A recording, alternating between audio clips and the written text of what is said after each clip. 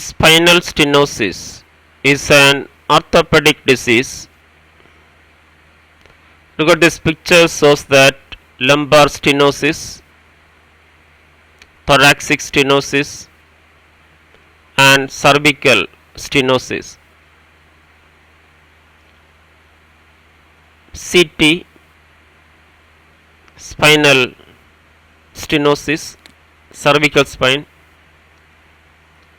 MRI, lumbar stenosis. Look at these pictures. A detail going on.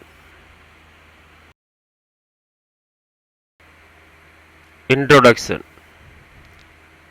Spinal stenosis is a condition characterized by the narrowing of spinal canal, which can lead to compression of the spinal cord and nerves. This narrowing can occur in any part of the spine.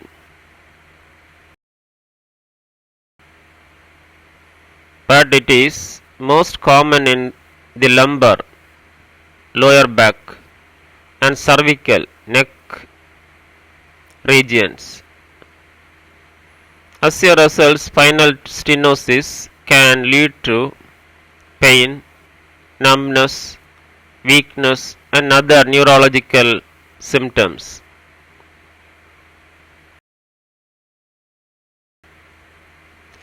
This condition typically develops slowly over time and is often associated with aging, but it can also result from other factors such as congenital defects or injuries.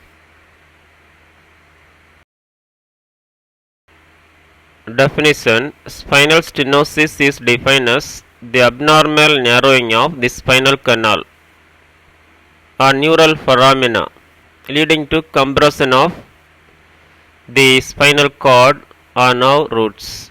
The narrowing can be central, lateral, or the combination of both.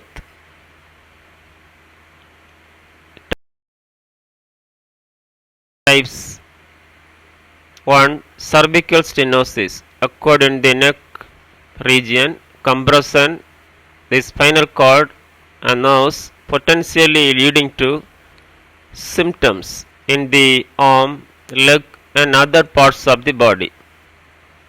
2. Lumbar stenosis occurred in the lower back, compression the nerve roots, which can cause symptoms in the lower back, buttocks, legs and feet. 3. Thoracic stenosis, a less common form that occurred in the mid-back. 4. Congenital stenosis, a type present at birth due to small spinal canal. 5. Acquired stenosis, develops due to aging or other factors like injury, disease or degeneration. Causes: 1. Aging. The most common cause as the spine undergoes degenerative changes over time, such as thickening of ligaments, bone spurs, disc degeneration. 2. Herniatic disc. Discs that bulge out of their normal space can compress the spinal cord or nerves.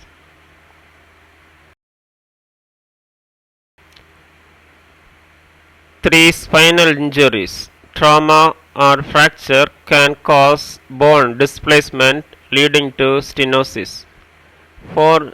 Tumors. Abnormal growths can invade the spinal canal. 5.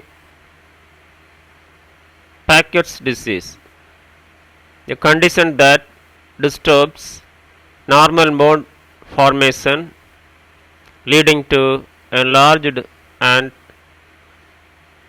misshapen bones.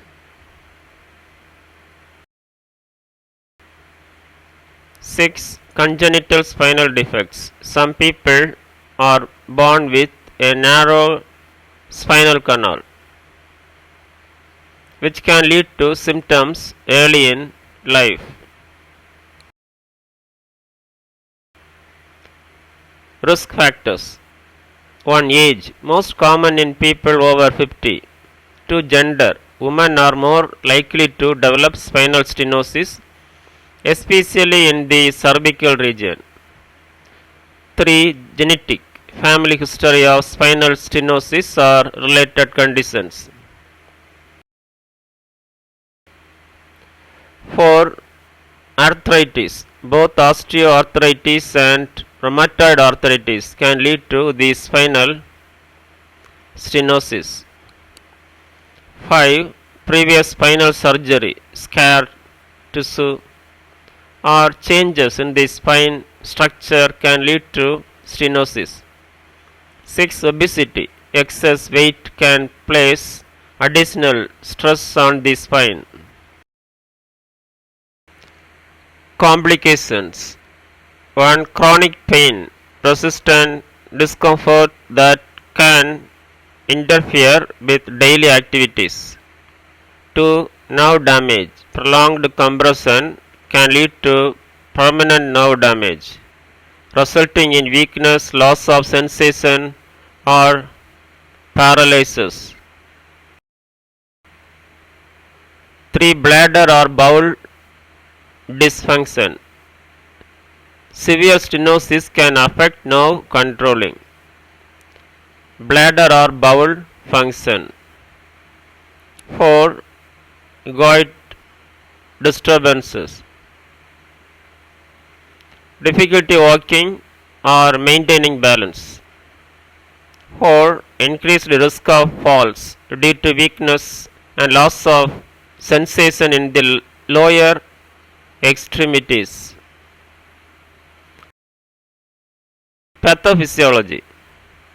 Spinal stenosis results from the narrowing of the spinal canal, which exerts pressure on the spinal cord and nerve roots. The process typically begins with degeneration of the intraventricular disc, leading to a reduction in disc height. This causes the facet joints to bear more load, which can result in the formation of osteophytes, bone spurs, and thickening of the ligamentum flavum, a ligament within the spine. These changes can narrow the spinal canal and compression the neural elements, leading to pain, inflammation, and neurological symptoms.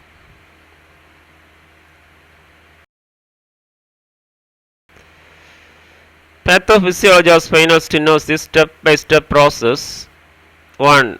Degenerative changes in the spine. 2. Increase the load or facet joint. 3. Formation of osteophytes, bone spurs. 4. Thickening of the ligamentum flavum. 5.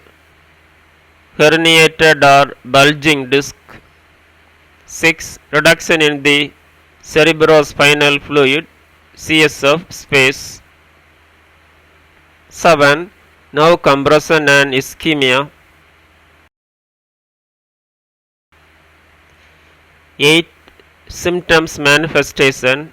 9. Progression and potential complications, including chronic nerve damage, bladder and bowel dysfunction, etc. Signs and symptoms. Lumbar stenosis. 1. Lower back pain. 2. Pain radiating down the leg. 3. numbness or tingling in the legs or feet. 4. Weakness in the legs.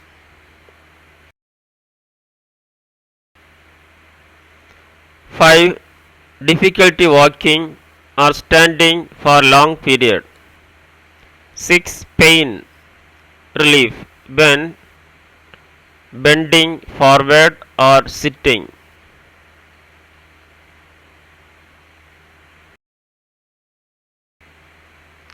Cervical stenosis. 1. Neck pain. 2. Weakness, numbness or tingling in the arm and hands. 3. Difficulty with balance and coordination. 4. Bladder or bowel dysfunction in severe cases. Thoracic stenosis, the less common. 1. Pain in mid-back. 2. Radiating pain around the rib cage. 3. Weakness or numbness in the lower extremities. Diagnosis. A. Medical history and physical examination. Assessment of symptoms. Medical history and physical examination to evaluate neurological function.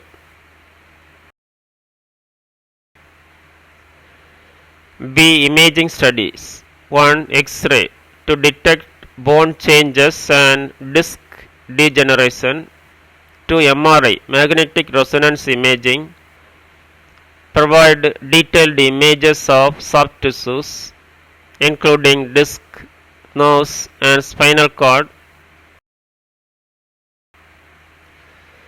3. CT scan computer tomography offers detailed images of bone structure and can be used with myelogram to enhance visualization. 4. Electromyography EMG assess the electrical activity of muscles to detect nerve compression. 5. Bone scan used to identify bone abnormalities such as fractures, tumors or infections. Nursing diagnosis. 1. Chronic pain related to nerve compression as evidenced by patient reports of pain, discomfort and limited mobility.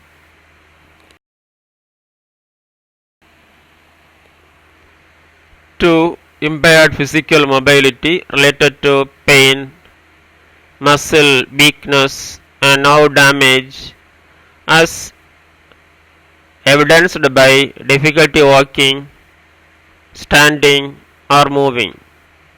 3. Risk for injury related to decreased sensation and muscle weakness. 4. Impaired urinary elimination related to nerve compression affecting bladder control. 5. Anxiety related to chronic pain and fear of worsening symptoms or disability.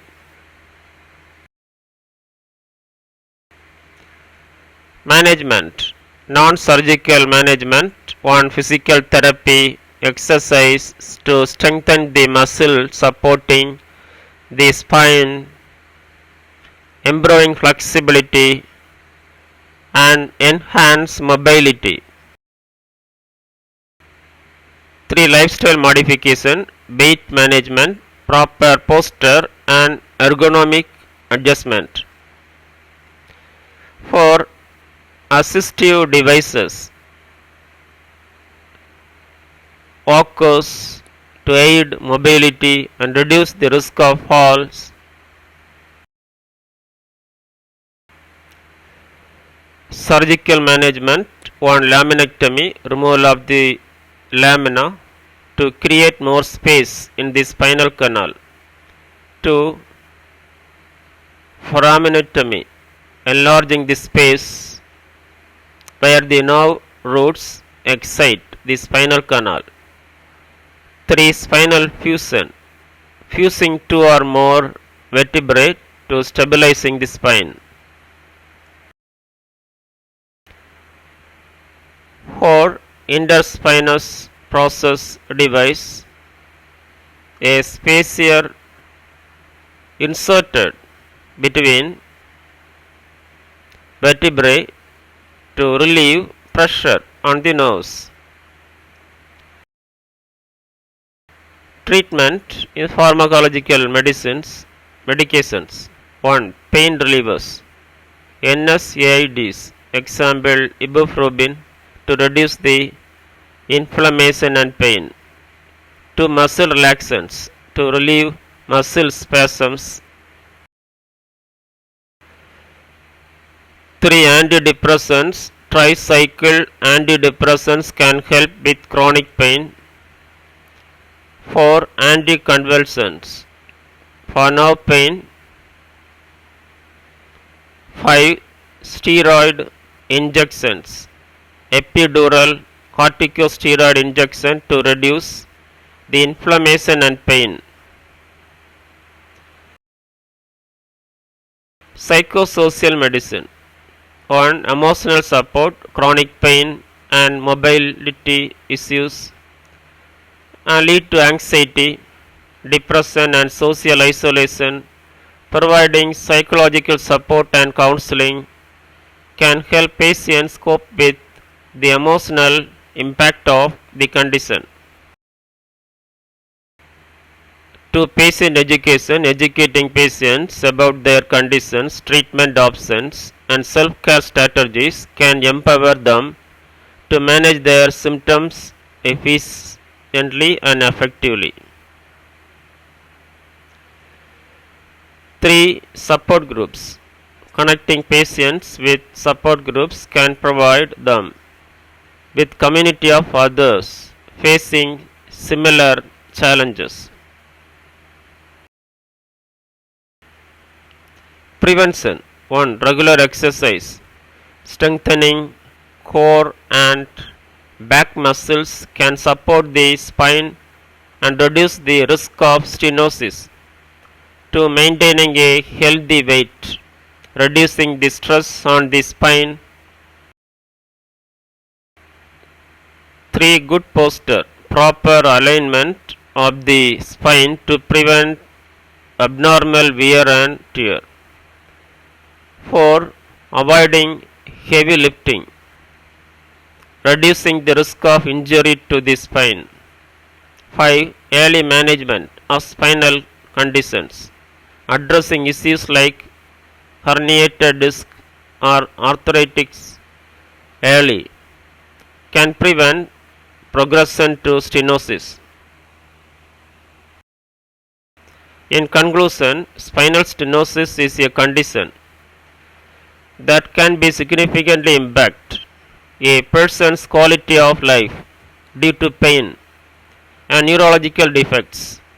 Early diagnosis and appropriate management,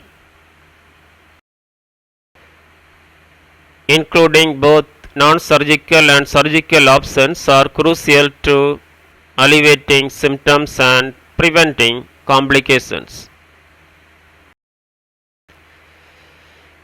With comprehensive care, many patients can maintain a good quality of life despite the challenges posed by spinal stenosis.